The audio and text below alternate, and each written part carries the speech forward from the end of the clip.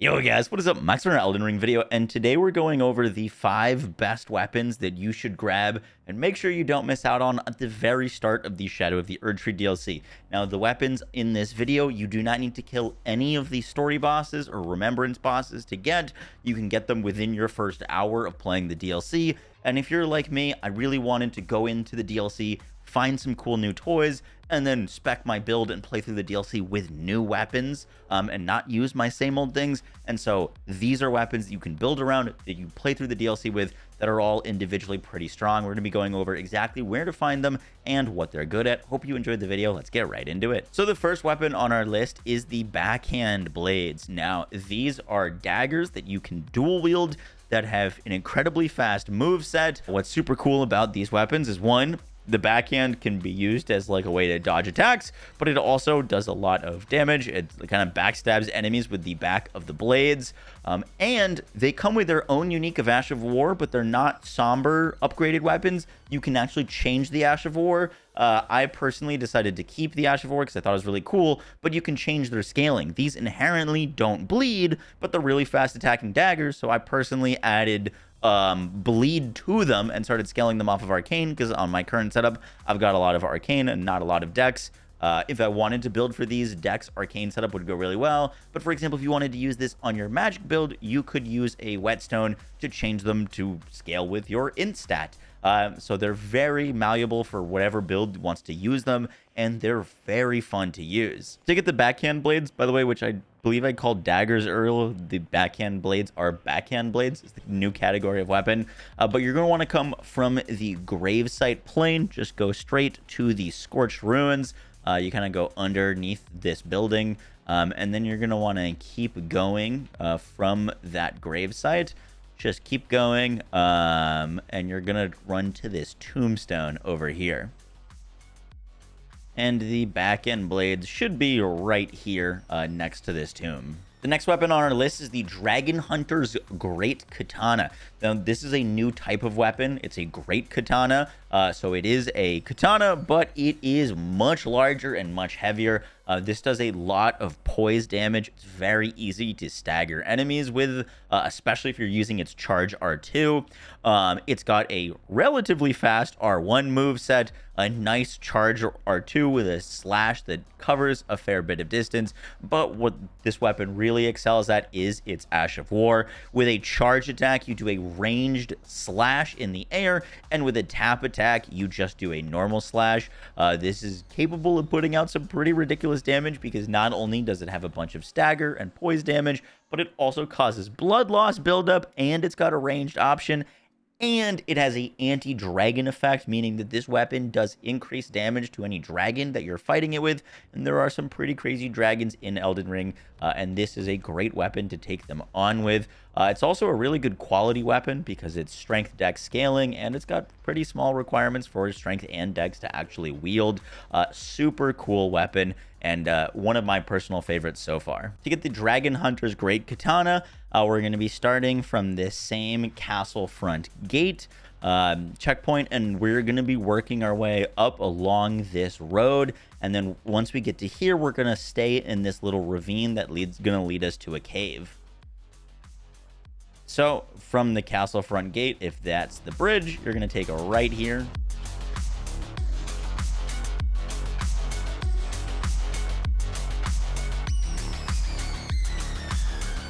Once you get to this little fork in the road, you're going to take a right.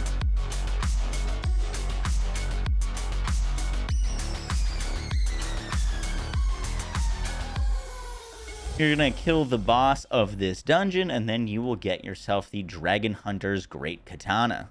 The next weapon on our list is the Death Knight's Twin Axes. Now, these are axes that if you two-hand, it'll put one in each, and then you get to dual wield twin axes. Now, their R1 and R2 on these weapons are relatively solid and standard. However, what you're really using this thing for is its unique Ash of War. It's got a lightning version of Bloodhound Step. You're going to do a dash, teleport, and if you hit your right trigger or R2 after you do your lightning dash, you do a unique lightning spinning slash that does a ton of damage, and it covers really good distance. And you can put the input in like as you're dashing, so you can do it pretty immediately as soon as you end the dash. These things have split physical and lightning damage scaling. They've got right now on +9s C strength, D dex, and C faith scaling. Currently using them with a lightning scorpion charm, dragon crest, great shield talisman, and the shard of Alexander and Godfrey's icon to enhance the charged spinning slash. And they're just really fun, fast weapons to use. They're capable of taking out multiple enemies at a time and covering the distance so that you can take out enemies lightning quick. To get the Death Knight's twin axes from this castle front gate, which you can get to, you just go from Graveside Plain, just follow the road, go across the bridge, then you'll get to the castle front, and where we're going to be heading is this left side all the way down to the Fog Rift Catacombs. So follow me.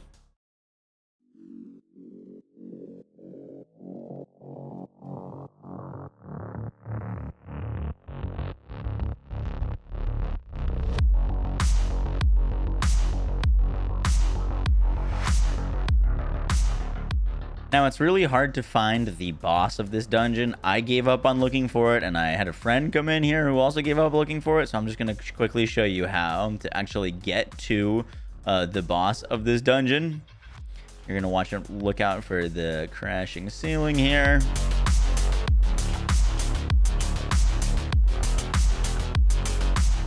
Here, you'll be able to jump onto the ceiling. That's not what you're going to want to do. You're going to want to actually fall down to where this ceiling is coming down, and that is the confusing bit.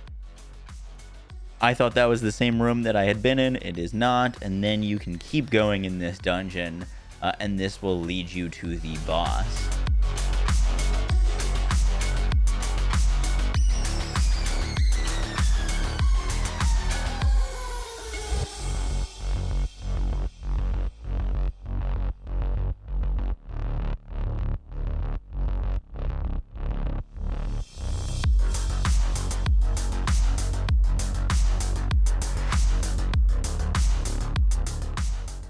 The next weapon on our list is the Great Sword of Solitude. Now, this is a primarily strength scaling greatsword with a little bit of dex scaling. On a +9, I've got it at A, strength scaling, D dex.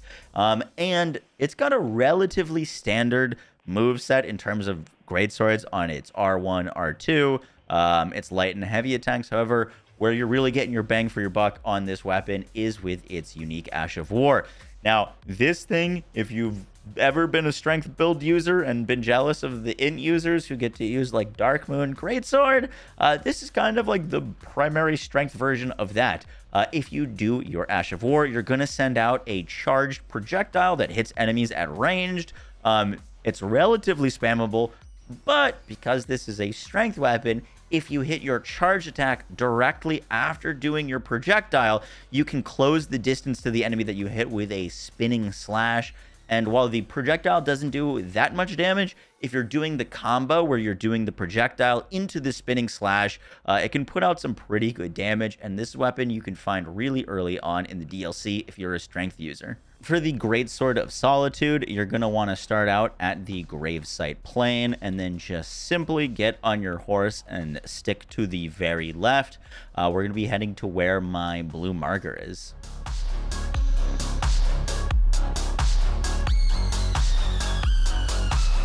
Kill the enemy in here and you will get yourself the Greatsword. You already know that we had to save the coolest weapon for last, and in my opinion, that is this sword. It looks incredible. This is the Starline sword. It's going to be a katana that has blood loss buildup, which already off to a great start.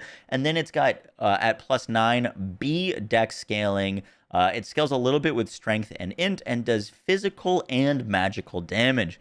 Now, this katana has a standard katana moveset for its R1 and R2. However, its unique Ash of War, its LT or L2 attack, is pretty insane. So what you're going to do is if you just tap it, it does a 2-part combo that does 2 swings. If you do that 2 combo and then extend it, you can do a 4-part combo that does a ton of damage and hits a bunch of enemies.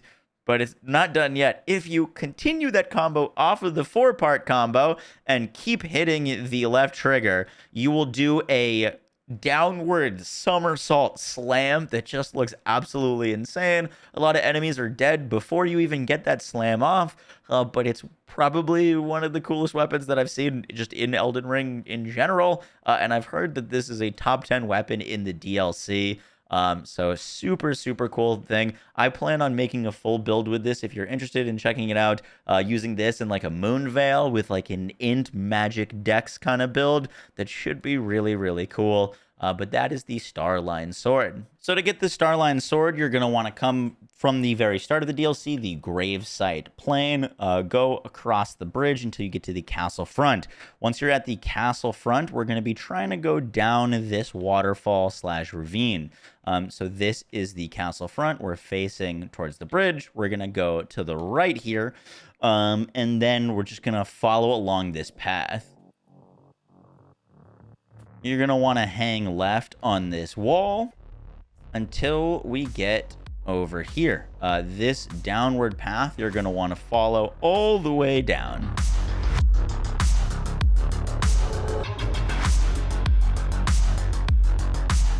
Once you get to this flower, you're going to want to take a right.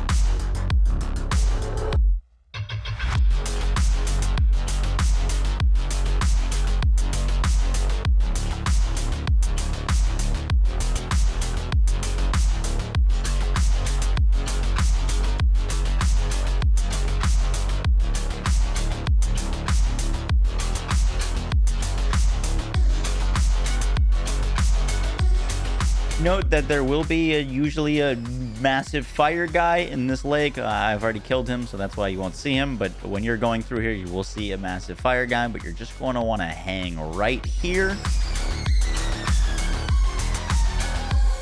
Once you get to the Cerulean Coast, you're almost there. I know this is quite a bit of a journey, but you're going to want to keep right here.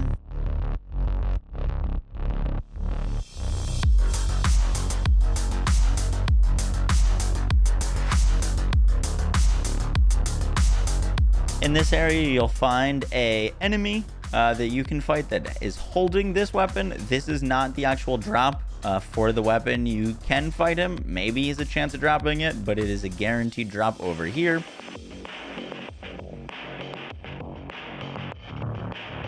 And right on this beach, you will see a large enemy sitting down. I've already killed them, but you're going to go fight that big enemy. And when you kill them, you will earn yourself the Starline Sword. Guys, that is going to do it for the video. I hope you enjoyed. Let me know if you found any of these weapons helpful. And let me know if you have found weapons that you don't think other players should be missing out on that I didn't include in this video, because I did not get early access to this DLC. I'm finding everything at the same time that everyone else is, but these are the best weapons that I've found so far. So if you think that there's cool weapons that I missed on this list, let me know down below in the comments, and I will catch y'all in the next one, guys. Take care.